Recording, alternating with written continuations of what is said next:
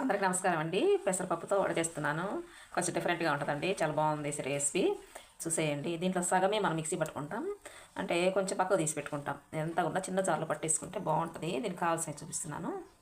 Cabbage తురిమారండి.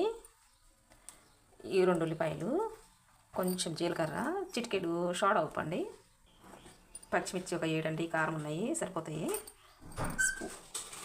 ఇది వచ్చేసరికి spoon బావు సాల్ట్ అండి, కొంచెం అల్లము, ఇవన్నీ కలిపి మిక్సీ పట్టుకుందాం. ఇదండి ఇదంతా మిక్సీ పట్టేశాను. పచ్చిమిర్చి, అల్లం, కొంచెం పెసరపప్పు కూడా విడిగా తీసాను. దీంట్లో క్యాబేజీ ఇవన్నీ వేసేసుకుందాం.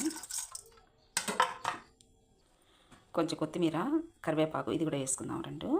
ఇదండి శనగపిండి కూడా కొంచెం వేసాను, అంతా వేసాను.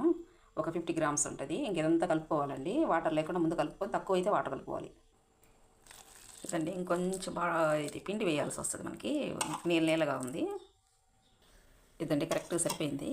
ఇంకా కొంచెం నూనె లాగుతుంది అనుకుంటే మనము వెంటనే కొంచెము శనగపిండి కలుపుకుంటే సరిపోయింది. ఇదిగో ఇలా అనుకొని నూనెలో వేసుకోవడమే.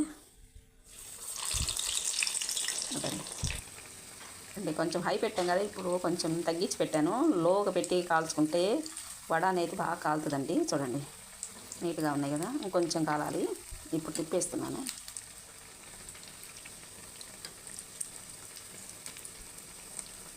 బాగా కాలితేనే బాగా స్పైసీగా బాగా టేస్ట్ ఉంటుంది. ఇదండి బాగా కాలింది, తీసేసుకుందాం.